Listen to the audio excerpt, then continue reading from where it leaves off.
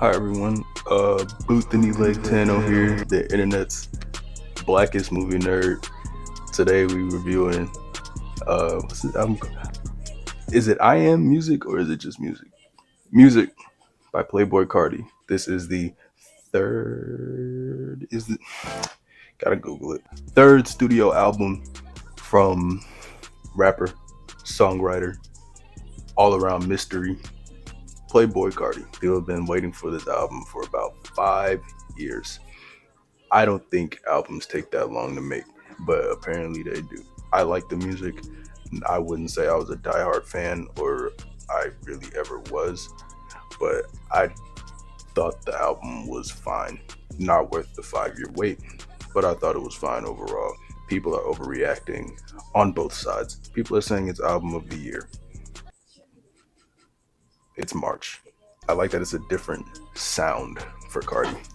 Even though I feel like we've heard this sound a lot since his 5 year absence, I think that this is a good like bridge in between the sound that he's coming from and the sound that he wants to get into.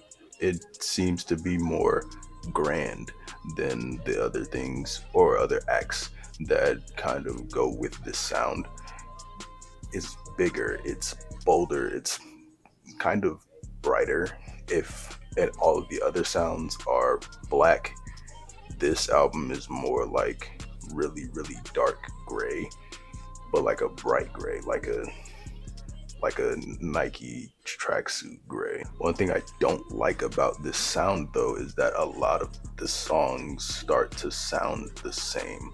And I know that they're in the same style, so they're gonna sound similar, but a lot of the beats sound almost identical. Only two of the singles that he dropped last year appear on this, and it's the two worst singles that he had. Evil Jordan is fine, but I've heard it so many times that it means nothing to me. The fact that it's appearing on this album. There's no 2024.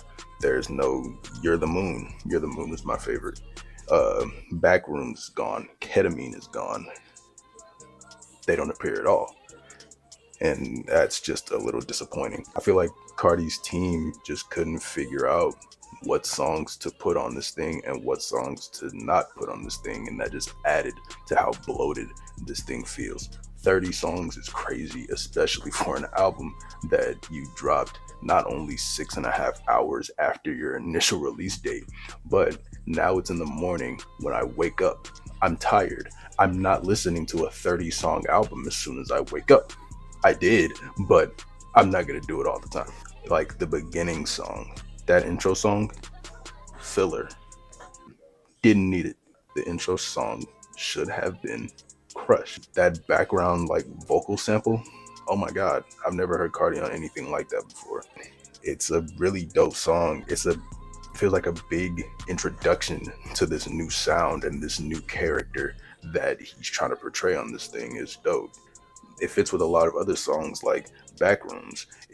I can't think of the other song that has the vocal sample on it, but it fits. There's a surprise Kendrick Lamar appearance on, I think, 3 songs.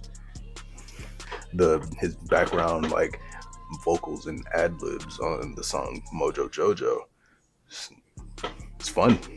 It's just fun to hear. I didn't really know what to expect when I heard that he was gonna be on this, but this made the most sense. Just background vocals and funny ad libs and a cool little intro. He also appears on the song Backdoor.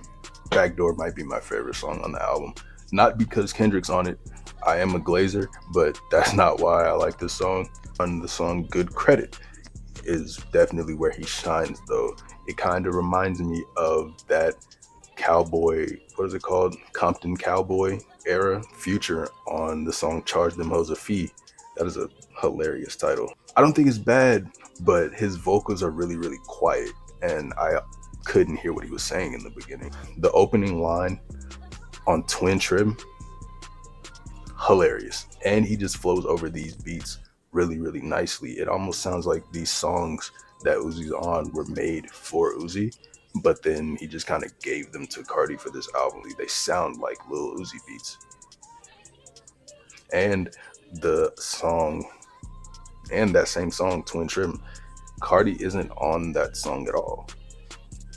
It's weird. Like it's a weird thing with features on this album. Some features come in and they have a couple ad libs, like on the song Crush. I think there's a Travis Scott It's Lit ad lib, but there isn't an actual appearance from Travis Scott. He doesn't have a verse, he doesn't do anything. And to be honest, that ad lib sounded like Cardi was doing it, but it also kind of sounds like Travis Scott. I can't tell. But yeah, it's a weird thing with features. Sometimes features just come in to talk. That's it. Young Thug on one of these songs just comes in and just says a couple words and then leaves. It's weird. Maybe it's just like an artistic interlude type thing. In that case, it's fine. Around the halfway point is when that starts to kind of become more prevalent. Like there's a lot of songs where it sounds like Cardi was a feature on them at first, but then they were just given to him. Like on the song We Need All the Vibes, Cardi is barely on that song, and it's just kind of weird to hear that. It's weird to hear a song like that on an album that's supposed to be your own. It's not like that song is bad. That's actually one of the better songs on the album, but it's just weird to see. I waited 5 years to hear Playboi Carti, and I'm getting Ty Dolla $ign and Young Thug right now. Where's Carti? They also just get to some songs where they sound like they just kind of made it past all the leakers somehow. Like the song just does. That might be the reason why a lot of these songs sound so similar to me, because they're just throwaways that didn't get leaked, and all the good songs that are supposed to be on this thing got leaked, and they didn't have anything else to put on the album. And then there's even songs where Carti doesn't sound like Carti. He's kind of doing a voice where he sounds like Future. Like on the song Overly, he sounds exactly like Future. I thought it was Future at first, but after a couple listens, it's Carti. Like, go listen to that song and tell me that isn't Future on a Lil Yachty type beat. It's crazy. The album does end on a higher note though. The song South Atlanta Baby, another great song. It has another kind of like choir background sample, and another just really cool, really chill song with obviously the rage sound attached to it. I wish that the rest of this album was like this, because this is a really cool sound for Carti. He does it well. He flows over these beats really nicely and still maintains his individuality when it comes to making this type of music. But he actively chooses to make the same type of song for every other song on the album, and it drives me nuts. It drives me crazy.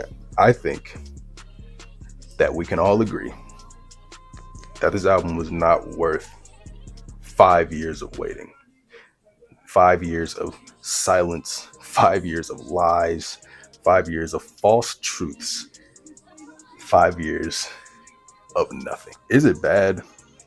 Not at all. Is it amazing? Absolutely not. I'd be lying if I said it wasn't nice to see Carti again, though. Despite the years of being almost entirely absent and just standoffish, the moments of him being weird in public, I'd be lying if I said it wasn't nice to see him again, or at least hear from him again. Who knows when we'll see him in public or at a concert or something, but knowing that there's another Playboi Carti album that can be in my rotation, it's a good thing. I think we can all agree on that. But no album's perfect. It's exactly what I expected. Feeling like a strong 6. Feel like a strong 6 on this one. Transition. Did you give this album a listen? Did you love it? Did you hate it? What would you rate it? You're the best. You're the best. What should I review next? I'm kidding. Don't tell me what to review next, because I'm not going to do it. This isn't the music channel. There's probably another video you can watch over here somewhere. Yeah, Playboi Carti. I Am Music. Broke the knee boy Tano, or whatever. No, boot the knee leg Tano. Forever.